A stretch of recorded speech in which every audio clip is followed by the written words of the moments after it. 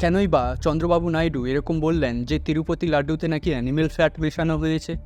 কেন তিনি বললেন এক্স সিএম মানে জগনমোহন রেড্ডি খ্রিস্টান বলে এরকম করেছেন? আর কেনই বা সুপারস্টার এবং ডেপুটি সিএম পবন কল্যাণ বললেন একটি সনাতন ধর্মরক্ষা বোর্ড বানানো দরকার? তো সুপ্রিম কোর্ট কিছুদিন আগেই চন্দ্রবাবু নাইডুকে বলেন একটি আনপ্রুভ বিষয় নিয়ে কেন তিনি সমাজের কাছে তুলে ধরলেন, কেন তিনি লাখ লাখ লোকের সেন্টিমেন্ট হার্ট করলেন। সুপ্রিম কোর্ট আরও বললেন এর কোনো প্রুফ নেই যে অ্যানিমেল ফ্যাট মেশানো হয়েছে লাড্ডুতে, এবং চন্দ্রবাবু নাইডু যেন ভগবানকে নিজের পলিটিক্সের থেকে দূরে রাখে। তাহলে এতদিন আমরা যেগুলো শুনলাম ওগুলো কি সবই ভুল ছিল? আর কেনই বা এই লাড্ডু এতটা ইম্পর্টেন্ট? তো চলুন তাহলে আপনাদেরকে এই লাড্ডুর ইতিহাসে নিয়ে যাই। 1715 সাল থেকে তিরুপতি মন্দিরে এই লাড্ডু দেওয়ার রিচুয়াল শুরু হয়। এই লাড্ডু যখন প্রথমে দেওয়া হয় তখন এটিকে বলা হতো মনোহর। পরে 1940 থেকে লাড্ডুর মতো শেপে এটিকে বানানো হয় এবং বিতরণ করা হয়, যা এখনও চলে আসছে। এবং বলা হয় যে প্রতিদিন নাকি 3.5 লাখেরও বেশি লাড্ডু বিতরণ করা হয় এই মন্দির থেকে। তো তিরুপতি মন্দিরে ভক্তরা যখন যায় তখন তাদেরকে দর্শনের পর একটি লাড্ডু প্রসাদ হিসেবে দেওয়া হয়। এবার ভক্তরা আত্মীয় স্বজন ও ফ্যামিলির জন্য প্রসাদ নিয়ে যেতে চাইতো, তাই এই মন্দির থেকে কি করা হলো না, এই লাড্ডু বিক্রির ব্যবস্থা করা হলো, যা ভক্তরা কিনে বাড়িতে নিয়ে যেত এবং ভগবানের আশীর্বাদ ভেবে সবার সঙ্গে শেয়ার করত।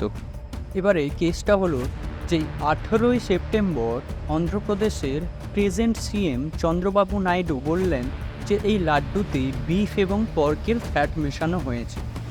কিন্তু প্রবলেমটা হলো ওনার কাছে তো রিপোর্ট জুলাই থেকে ছিল, তাহলে এখন কেন তিনি এই তথ্য তুলে ধরলেন? আগে কেন বললেন না? তাও কোনো যুক্তিযুক্ত প্রুফ ছাড়াই কেন বললেন?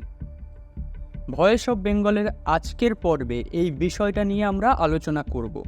আজকের আমরা সবাই মিলে যাচাই করব কতটা ভক্তি আর কতটা পলিটিক্স আছে এর মধ্যে।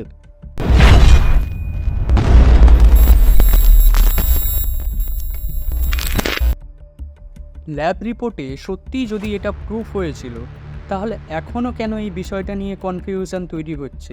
ইভেন সুপ্রিম কোর্টও কেন এই বিষয়টাকে নিয়ে ডিনায়েলের মধ্যে আছে? তো 18ই সেপ্টেম্বর চন্দ্রবাবু নাইডুর এই রকম উক্তির পর এই নিউজটা আগুনের মতো ছড়িয়ে পড়ে পুরো দেশে বিভিন্ন নিউজ পোর্টালগুলোর মধ্য দিয়ে। হিন্দুদেরকে এনকারেজ করা হচ্ছিল এর বদলা নেওয়ার জন্য। অন্ধ্রপ্রদেশের এক্স সিএম জগনমোহন রেড্ডির উপর সমস্ত দোষ চাপানো হয়। সুপারস্টার ও ডেপুটি সিএম পবন কল্যাণ বলেন যদি এটি মুসলমান ও খ্রিস্টানদের উপর এরকম কিছু হতো তাহলে আলাদাই একটা রিয়াকশান দেখা যেত। হিন্দুদেরকেও এবার চুপ থাকা যাবে না, এবং 11 দিনের প্রায়শ্চিত্ত দীক্ষা করার জন্য তিনি বলেন, যাতে এই পাপ সমাজ থেকে মুক্তি পায়। এদিকে আইটি সেলও তো বারবার বলে যাচ্ছিলেন যে জগনমোহন রেড্ডি খ্রিস্টান ছিল, তাই জেনে বুঝে অ্যানিমেল ফ্যাট মেশান তিনি। তিরুপতি মন্দিরে যেহেতু অনেকটা পরিমাণ প্রসাদ বিতরণ হয়, তাই এর জন্য প্রতি বছর টেন্ডার বের করা হয়। ইনহাউস চেকিং টিমও রয়েছে যারা প্রতিদিন প্রত্যেকটা ব্যাচে কোয়ালিটি চেক করে। এই সিস্টেমটা কিন্তু বছর বছর ধরেই একইভাবে চলে আসছে। তো টিটিডি নামে একটি সংস্থা রয়েছে যারা মন্দিরের প্রত্যেকটা বিষয় ম্যানেজ করে।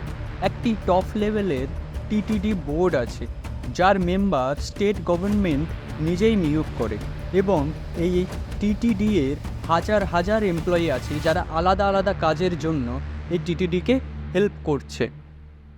এবার এই টিটিডি বোর্ডেরই একটি wing water and food analysis laboratory যখন জুলাইতে কিছু লাড্ডুর ব্যাচ অ্যানালাইসিস করে, তখন 4টে ব্যাচে কিছু খামতি আছে বলে মনে করেন। তো ফার্দার টেস্টিংয়ের জন্য তারা কি করেন, গুজরাটের ন্যাশনাল ডেয়ারি ডেভেলপমেন্ট বোর্ড বা এনডিডি এর কাছে পাঠিয়ে দেয়।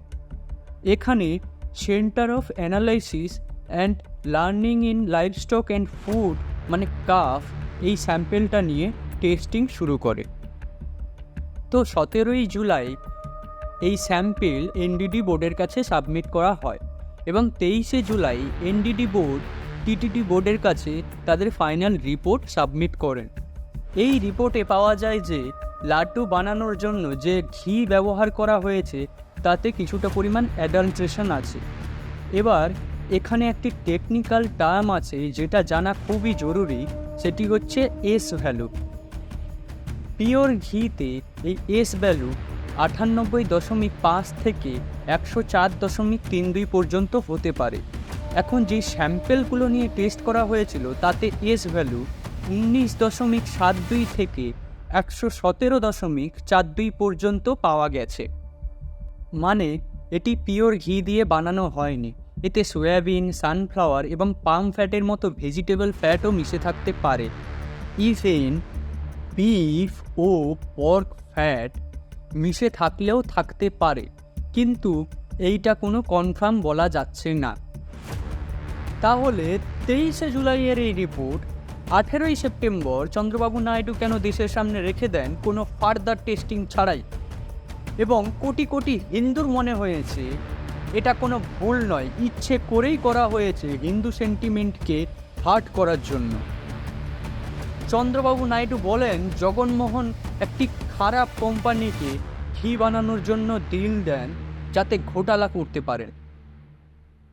পবন কল্যাণ বলেন হিন্দুরা রাস্তায় নামুন এবং প্রতিবাদ করুন এই বিষয়টা নিয়ে। এবারে বিষয়টা হলো, সরকার যে পার্টিরই থাকুক না কেন, এই টিটিডি বোর্ড কিন্তু কনস্ট্যান্ট। প্রত্যেকটা ব্যাচের ইনহাউস ইন্সপেকশন করা হয়, প্রত্যেকটা ব্যাচের এনএবিএল সার্টিফিকেশন হয়। এর আগেও টিটিডি বোর্ড কোয়ালিটি নিয়ে প্রবলেমের জন্য অনেক ব্যাচ রিজেক্ট করে দেয়, এতে কোনো নতুনত্ব নেই। 2014 সাল থেকে 19 পর্যন্ত 14 থেকে 15 বার রিজেক্ট হয়, 2019 থেকে 2024 পর্যন্ত 18 বার রিজেক্ট হয়। এবারে কনস্পিরেসি দেখুন, 24শে জুলাই মানে এনডিডি বোর্ড টিটিডি বোর্ডকে রিপোর্ট সাবমিট করার পরের দিনই এনডিএ সরকার দ্বারা নিয়োজিত টিটিডি বোর্ডের এক্সিকিউটিভ অফিসার শামিলা রাও একটি প্রেস কনফারেন্স করেন এবং সেখানে তিনি বলেন কিছু ব্যাচে অ্যাডাল্ট্রেশন হয়েছে, কিন্তু শুধু ভেজিটেবল ফ্যাট। মাথায় রাখুন, কিন্তু শুধু ভেজিটেবল ফ্যাট, অ্যানিমেল ফ্যাটের কথা কোনো জায়গায় তিনি বলেনইনি। তাহলে পরে সেপ্টেম্বরে এটি কিভাবে অ্যানিমেল ফ্যাট বলা হয়? আর টিটিডি যখন রিজেক্টেড ব্যাচগুলোকে বাদই দিয়েছে, তাহলে এরকম ভুলভাল কথা কেন ছড়ানো হচ্ছে যে সেই অ্যানিমেল ফ্যাট মেশানো লাড্ডু ভক্তদেরকে বিলি করা হয়েছে, হিন্দুদেরকে অপমান করা হয়েছে? শামিলা রাও আরও বলেন যে অ্যাডাল্ট্রেটেড ঘি যেসব লাড্ডুতে ব্যবহার করা হয়েছিল সেগুলো কোনোদিন ব্যবহারই করা হয়নি, ওই ব্যাচগুলোকে পুরো বাতিল করা হয়েছিল। মানে ধরুন, যদি সত্যিই তিরুপতি মন্দিরের লাড্ডুতে অ্যানিমেল ফ্যাট মেশানো থাকতো তাহলে সেই ব্যাচগুলো কোনোদিন বিতরণও করা হয়নি। তাহলে এই সব কেন বলা হচ্ছে যে এই লাড্ডুগুলোতে অ্যানিমেল ফ্যাট মেশানো হয়েছে? হিন্দু সেন্টিমেন্টকে কেন বারবার এইসব কথাগুলো বলে হার্ট করা হচ্ছে? তাই প্রকাশ রাজ একটি টুইট করে বলেন যে যদি সত্যি অ্যানিম্যাল ফ্যাট মেশানো থাকে তাহলে প্রুভ করুন এবং দোষীদেরকে সাজা দিন। কিন্তু এই রকমভাবে মুসলমান বা খ্রিস্টিয়ানদের সাথে যদি হতো তাহলে আলাদাই রিয়াকশান হতো। এসব কেন বলা হচ্ছে?